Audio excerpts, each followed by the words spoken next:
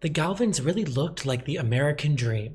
12 children, a brilliant father working in aerospace, a devoted, meticulous mother who always made sure to have dinner on the table every single night. Really the kind of family you'd expect to see on a 1950s magazine cover. But behind the walls of their Colorado Springs home, something darker was unraveling. One son believed the CIA was spying on him. Another killed the family dog, convinced that it was possessed. There were years of shattered glass, broken doors, and blood on the walls. Eventually, one of the boys murdered his own girlfriend and then took his own life. And the most interesting part was that the world never knew because the Galvins didn't talk about it.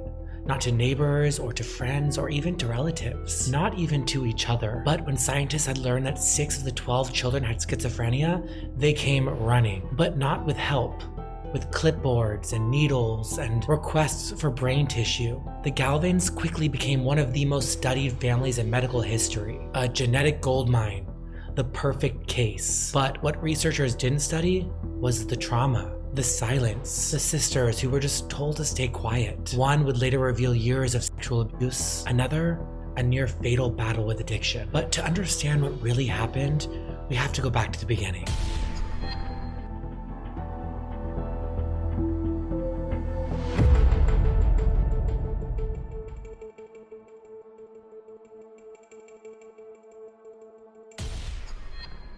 Don and Mimi Galvin settled in Colorado Springs in the early 1950s. Don was a rising figure in the aerospace world, a man with really big ideas and even bigger government contracts. He was extremely well-read and quiet and deeply career-focused. He also wasn't around very much. At home, he really kept his distance.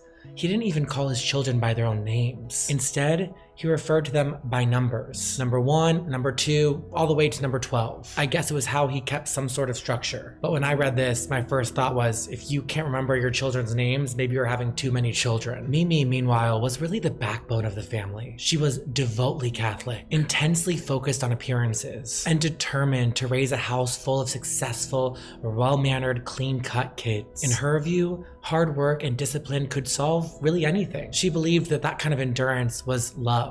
Their first child, Donald, was born in 1945. He was followed quickly and repeatedly by 9 more boys, and eventually 2 girls, Margaret and Lindsay. But in the Galvin house, the boys were really everything. Mimi even often said that the girls were a surprise. The boys were truly their pride and joy, the chosen kids of the family. And Don and Mimi seemed to pin all their hopes on them, especially Donald. Donald Galvin was really the golden child, charismatic, handsome, athletic, and extremely gifted in music. He even dated a future Miss Colorado. Mimi adored Donald. But when Donald left for college at the University of Colorado, something started to change for him. It started very subtle. At first, he would just call home more frequently. He started to sound anxious and distracted. Mimi just kind of chalked it up to him being homesick or just overwhelmed with school and all the newness of everything. But then the calls started to become more panicked. Then he stopped showing up for class. He was found wandering around the dorm halls muttering nonsense. His roommate would report that he would just stare in the mirror for hours, that he'd put aluminum foil on the windows. One night, he had to even be physically restrained after throwing a chair through the dining hall window. Donald was sent home. Mimi, of course, didn't want to admit that anything was wrong, but even she couldn't deny it anymore. Donald was no longer the son that she remembered. He was paranoid and disorganized and scatterbrained. He would lock himself in his room for days, rant about government figures that were after him. He claimed that aliens had replaced his brothers. And then, one day, he killed the family cat by slowly strangling it to death. Donald was convinced that it was possessed. Eventually, he was hospitalized.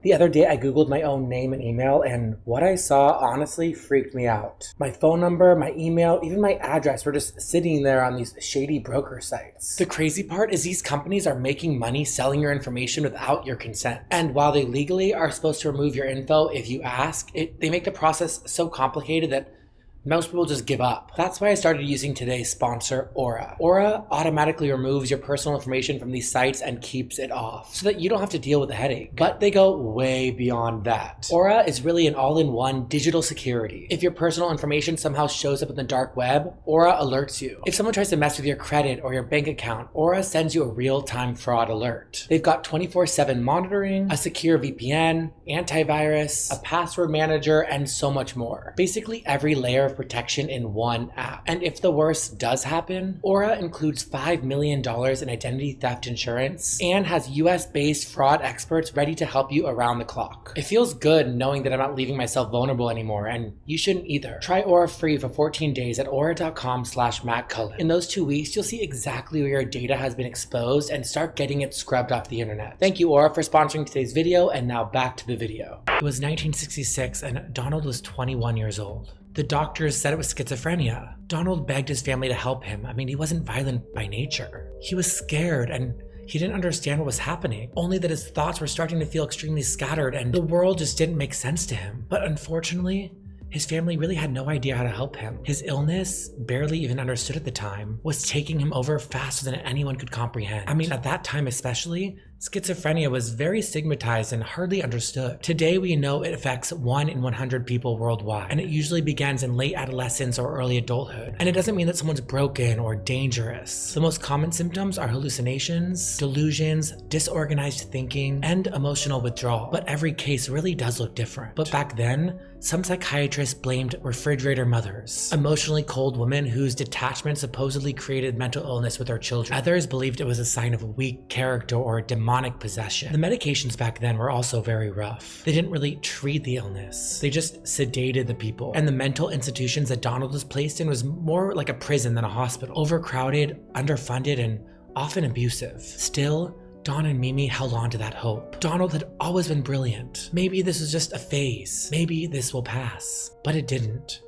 And then it started again. 2 years later, Jim began to unravel. He was less charismatic than Donald, more withdrawn, but he was smart and quiet and thoughtful until he wasn't. Jim began exhibiting signs of paranoia. He told a teacher at school that kids were reading his mind. He started to grow very hostile at home. He would go hours without speaking and then suddenly go into these shouting rants. He was convinced that the government was putting chemicals in the family's food. Mimi insisted that it was just stress. Then one night, Jim threw a plate of food across the table and started clawing at his own face. He was admitted into the same psychiatric facility that Donald was at. And yet again, another diagnosis: schizophrenia. And it didn't stop there. By the early 1970s, the Galvin's dream of a picture-perfect family was starting to unravel. One by one, the boys started exhibiting these signs of mental illness. Brian, who had once been so gentle and musically talented, turned volatile. He became obsessed with conspiracy theories. He couldn't hold a job. He heard voices. He started pacing around the house at night, whispering to himself. And then one day, during a particularly terrifying episode, he turned on the family dog. He believed that it was possessed, that it had been sent by the devil to spy on him, and he grabbed a BB gun and shot the dog, killing it instantly. The house was silent.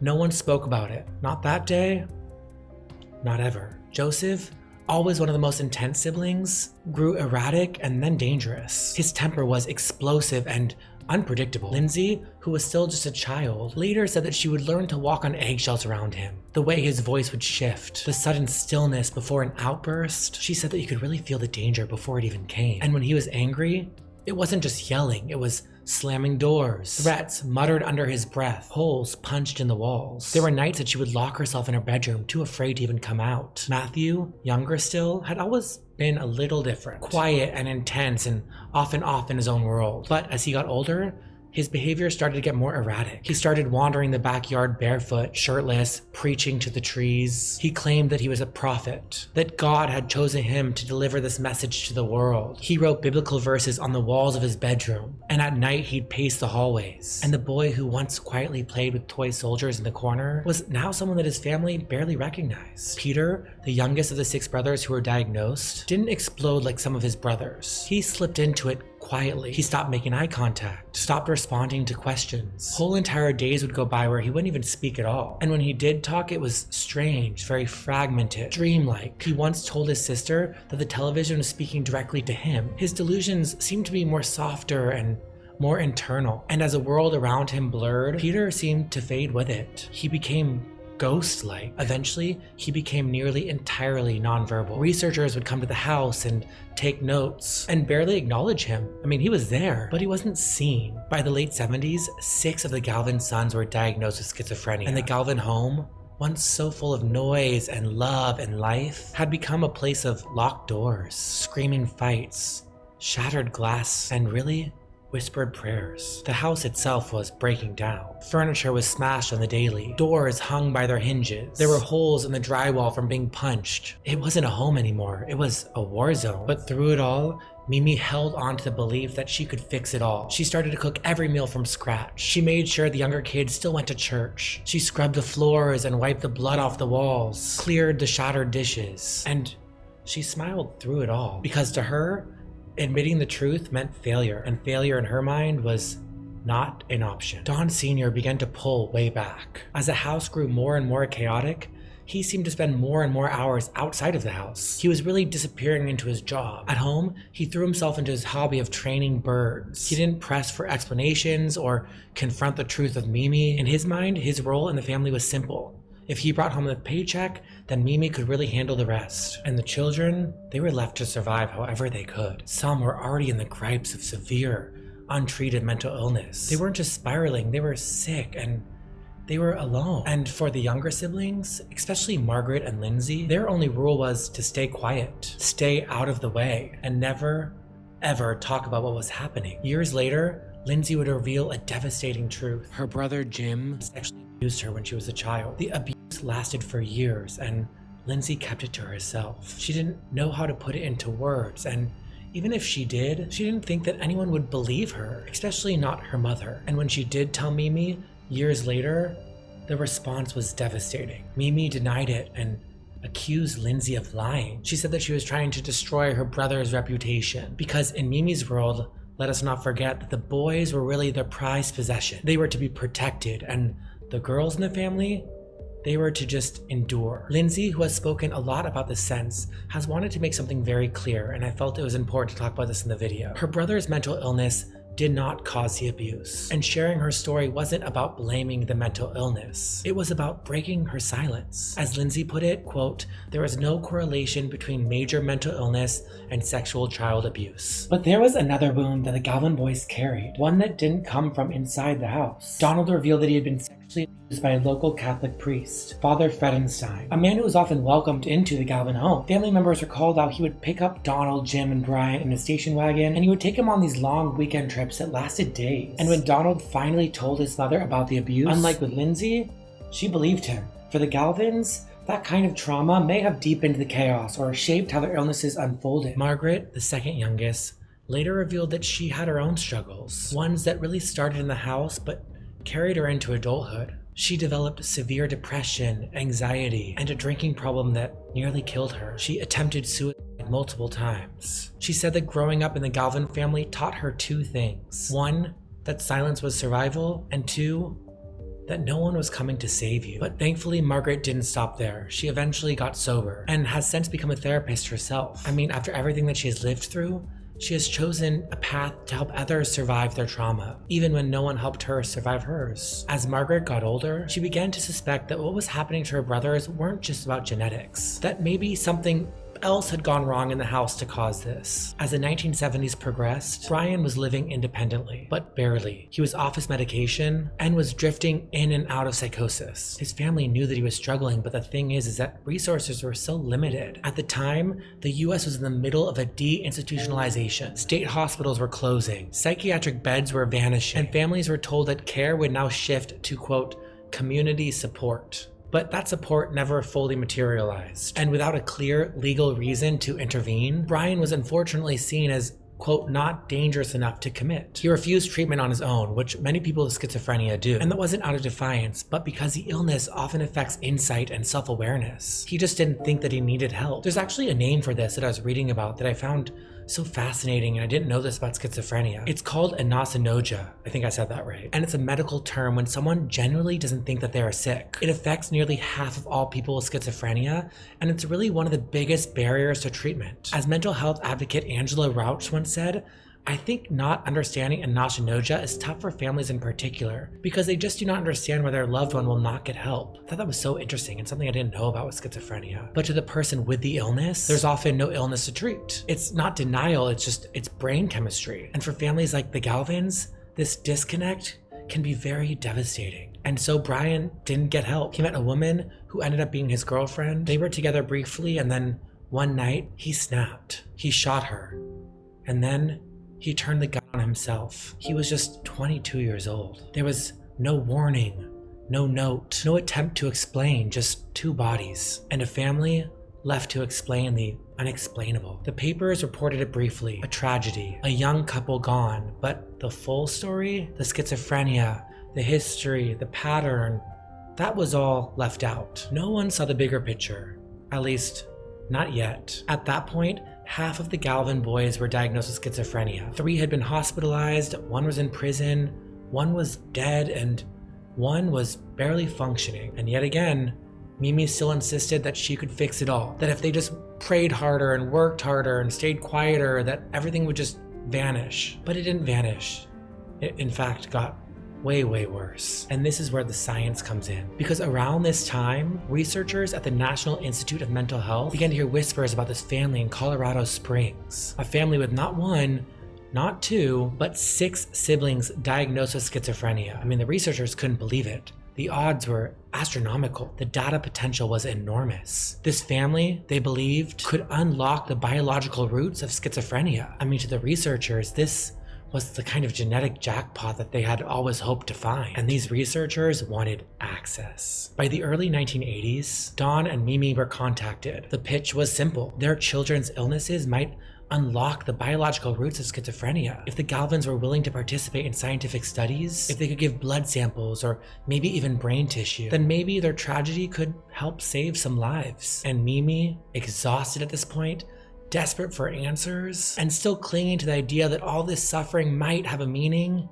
said yes. What followed was a decades-long research relationship between the Galvin family and some of the most respected psychiatric researchers in the world. Scientists from institutions like Stanford and Yale visited the family and took samples and conducted interviews and started to build profiles of everybody. Blood was drawn, skin samples were taken, brain tissue from Brian, who had died from suicide, was preserved and analyzed. The Galvins weren't just a family anymore. They were data. They were referred to in studies by an anonymous name, Family 17. Researchers started to comb through their medical records, cross-checked their DNA, looked for patterns in everything from birth order to head circumference. They took samples from all 12 children, both those with the illness and those without, to find a quote-unquote control group. Lindsay remembers researchers visiting their home and asking deeply personal questions. Questions about their behavior, about the trauma, about the things that no one in the family had ever really said out loud. But yet, no one offered therapy. No one asked the sisters how they're doing, if they were safe, if they had someone to talk to. No one sat them down and said, "This isn't normal. What you're living through is not okay." They were interesting, but to the researchers, not important. To the scientists, they were just part of the data, part of the story, but never the focus. In the decades that followed, the Galvin family data became foundational in schizophrenia research. Studies that were based on their genetics helped to uncover some key insights. Their samples contributed to the identification of multiple mutations, most notably one in a gene called SHANK2. SHANK2 is part of a family of genes that play a role in brain development, particularly in how neurons connect and communicate. Mutations in SHANK2 had since been linked to both schizophrenia and autism spectrum disorder. It's not directly the cause of schizophrenia, but it's a piece of the puzzle, a piece that researchers may have never found if it wasn't for the Galvins. Other studies based on the Galvin data explored prenatal nutrition. Some researchers now believe that a deficiency in choline, an essential nutrient for brain development, may increase the risk of schizophrenia if it occurs during pregnancy. And in the US, prenatal nutrition guidelines began improving around 1965, with supplements and diet advice making nutrients like choline more available to pregnant women. And the timing of the Galvins' births seemed to line up with that theory perfectly. The 6 boys with schizophrenia were born before 1965, and the 6 without, after 1965. That research eventually contributed to recommendations about prenatal vitamins, and choline is now commonly included in prenatal vitamins for pregnant women. So yes, the Galvins did change science, but science didn't change their lives. There were no breakthroughs for Donald or Jim or Peter, no miracle treatments, no second chances. They continued to be studied, but they were never treated as real human beings. Even decades into the research, most of the diagnosed brothers were still living in group homes or psychiatric facilities. Donald was institutionalized for most of his life. Jim cycled in and out of hospitals often refusing medication. Peter remained nearly catatonic. Matthew continued to struggle with violent episodes and was kept under strict supervision. This is what shocked many people when Hidden Valley Road, the book, was released. The family never received compensation. The samples were taken freely. And while the researchers gained professional accolades, the Galvins really received nothing more but more questions. Lindsay has spoken about this in interviews. She remembers feeling like an exhibit, and she remembers specifically that no one ever asked what it was like growing up in that house. When this book, Hidden Valley Road, was released in 2020, it hit like a shockwave. The book, written by journalist Robert Kolker, was meticulously researched. It told the Galvin family's story with empathy and detail, drawing from hours of interviews with surviving family members, doctors, researchers, and caseworkers. It laid out all the facts, the diagnoses, the abuse, the suicides, the trauma, but it also gave readers an insight into the quieter moments, the soft-spoken siblings that didn't spiral into violence, the prayers Mimi whispered under her breath in the kitchen, the impossible decisions that Don Sr. had to make behind closed doors. The book became an instant bestseller. It is a true story, and it's called Hidden Valley Road, Inside the Mind of an American Family by Robert Kolker. Readers were stunned.